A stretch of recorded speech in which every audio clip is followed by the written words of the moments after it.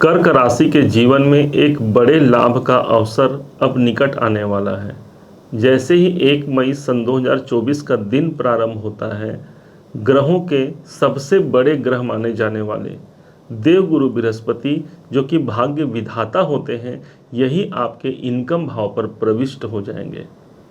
देखा जाए तो यहाँ पर सिर्फ एक ग्रह का समावेश नहीं होगा, बल्कि उस ग्रहों के संग संग उसके एनर्जी का समावेश आपके इनकम भाव पर होगा, जो कि बड़े लाभ की ओर आपको अग्रसित कर सकता है।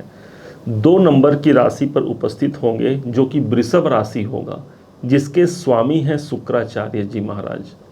शुक्र स्वयं एक धन के कारक ग्रह माने गए हैं और देवगुरु बृहस्पति को द्वितीय भाव का भी कारक माना गया है। 5 स्थानों का स्वामित्व प्राप्त है और इस हिसाब से इनकम भाव पर जाकर के कोई बड़े लाभ का समायोग आपके जीवन पर प्रदर्शित करा सकता है। देवगुरु बृहस्पति को ईश्वरत्व कहा गया है, अर्थात ईश्वर की कामना, ईश्वर की शक्ति, ईश्वर की कृपा को यदि हमें देखना है तो देख लीजिए देवगुरु बृहस्पति का गोचर किस भाव पर है। ये आपके इनकम भाव पर आ रहे हैं। समझिए कि कोई बड़े लाभ का अवसर आप इंतजार कर रहे थे कि भाई चेंज मेरे लाभ में कब आएगा।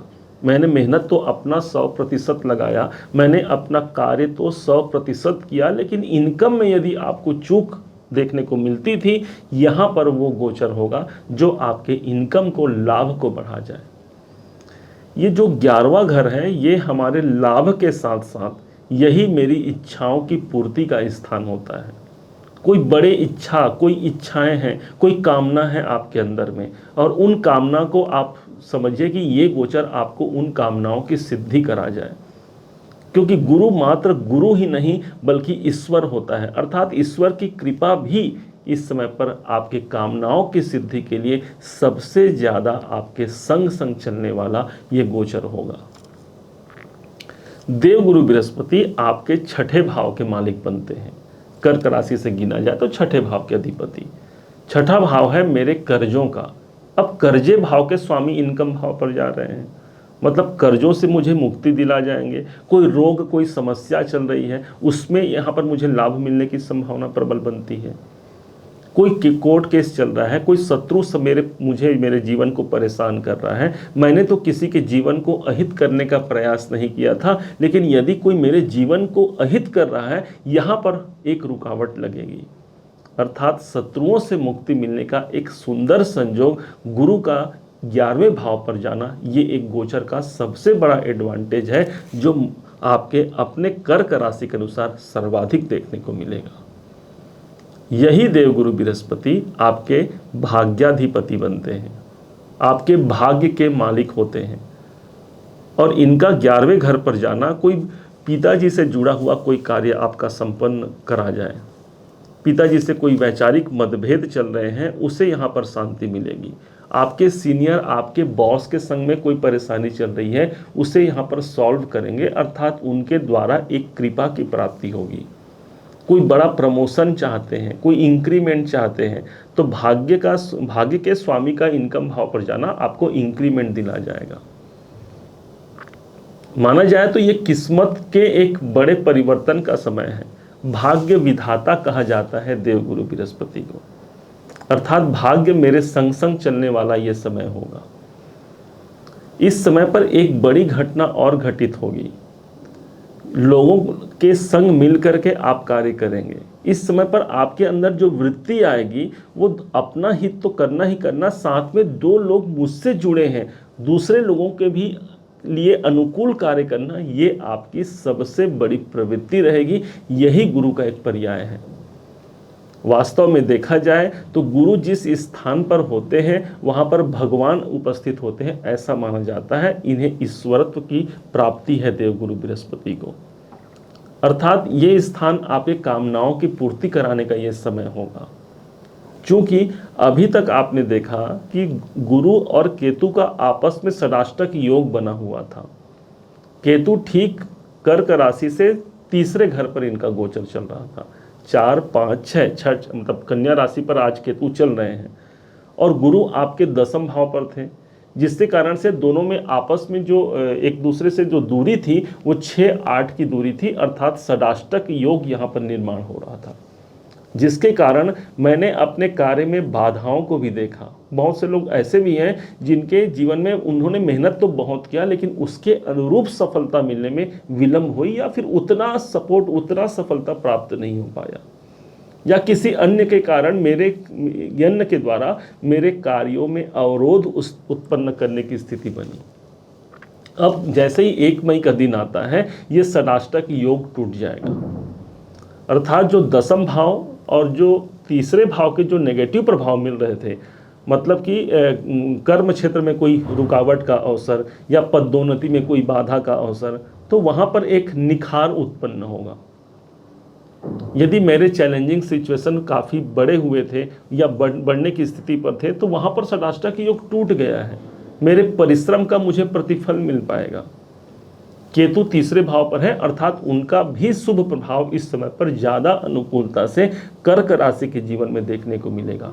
कोई एग्रीमेंट आपका हो सकता है, चाहे वो प्रॉपर्टी से जुड़ा हो, चाहे वो किसी अन्य कार्य से जुड़ा हो, किसी एग्रीमेंट को करके आप सफलता को प्राप्त करेंगे। छोटे भाई बहनों से भी यदि कोई समस्या चल रही है या उनके जीवन में कोई प्रॉब्लम चल रही है, वहाँ पर भी एक निखार उत्पन्न होगा। गुरु को यहाँ पर भाग्य माना गया है, अर्थात भाग्य इस समय पर सबसे ज़्यादा प्रबल होगा। ये गुरु का गोचर आर्थिक दृष्टिकोण से एक बहुत अनुकूल स्थिति पर होगा, क्योंकि शुक्र की यह राशि है 2 नंबर की राशि, और शुक्र स्वयं धन के स्वामी माने गए हैं, धन के कारक होते हैं। अब यहाँ पर गुरु और शुक्र का समावेश हो जाना, अर्थात एक एग्रीमेंट होगा। देखा जाए तो ये अपने शत्रु की राशि पर जा रहे हैं, गुरु देवता अपने शत्रु की राशि पर जा रहे हैं, लेकिन दोनों के मध्य एक एग्रीमेंट होगा, एक अनुबंध होगा कि भाई तुम मेरे घर को खराब मत करना, मैं तुम्हें पॉजिटिव रिजल्ट दूंगा। एक तरफ ये हो गया, दूसरी तरफ आप समझिए एक गुरु दूसरे गुरु के घर पर प्रवेश करेगा, और कभी गुरुओं में लड़ाई युद्ध नहीं होता, आंतरिक रूप में उनमें प्रेम होता है, आंतरिक रूप से वो दोनों एक दूसरे का सम्मान करते हैं, और इसी सम्मान को समझते हुए कर्क राशि के जीवन में ये एक बड़े लाभ के अवसर को प्रदर्शित करता है। यदि आप कुछ बड़े लाभ का अवसर तलाश कर रहे हैं, ये गोचर आपको वो लाभ दिला जाएगा। प्रयास आपको उस जिस लेवल तक आप कर रहे थे उसी लेवल तक करते रहिए, उससे एक स्टेज और आगे बढ़कर कर सकते हैं। ये समय आपके पारिश्रमिक का प्रतिफल देने वाला समय होगा। यदि आपके बर्थ चार्ट में भी गुरु और शुक्र की यदि कहीं पर स्थिति को आप देखिएगा कि कैसी स्थिति है, यदि गोचर का गुरु आपके बर्थ चार्ट के गुरु से टकरा जाए, या फिर 5वीं या 9वीं दृष्टि या 7वीं दृष्टि से टकरा जाए, तो समझिए कि इस जो गोचर का परिणाम और सबसे ज़्यादा आपको मजबूती से देखने को मिलेगा। और नॉर्मल तौर से देखा जाए तो ये एक बड़े लाभ का अवसर है, एक बड़े कामनाओं की सिद्धि का ये अवसर है, जिसका आप भरपूर लाभ उठा सकते हैं।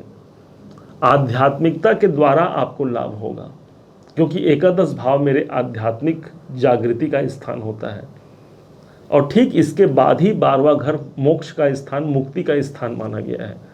इसलिए यहाँ पर देवगुरु का आना किसी भी कंडीशन से आपके लिए बहुत अधिक परेशानियों से युक्त नहीं होगा, बल्कि आपके परेशानियों से आपको मुक्त कराएगा। एक ऐसा गोचर ये देवगुरु बृहस्पति का गोचर है। लाभ लीजिए, अपने जीवन को उन्नति की मार्ग पर अग्रसित कीजिए। यही आप सबको शुभकामनाएं हैं। उम्मीद है आप सबने इसे समझा है, आप सबने इसे जाना है। यदि आपने समझा है, जाना है, मेरे समझाने का प्रयास यदि आपको सार्थक लगा हो, मेरे समझाने का तरीका यदि आपको सार्थक लगा हो, तो हर बार की भांति इस बार भी अपना प्यार भरा लाइक और कमेंट करना कभी मत भूलिएगा। और यदि अभी तक आपने चैनल को सब्सक्राइब नहीं किया है, सब्सक्राइब भी कीजिएगा। पुनः एक बार फिर आप सभी का दिवस बहुत मंगलमय हो। इन्हीं शुभकामनाओं के साथ जय श्री राम।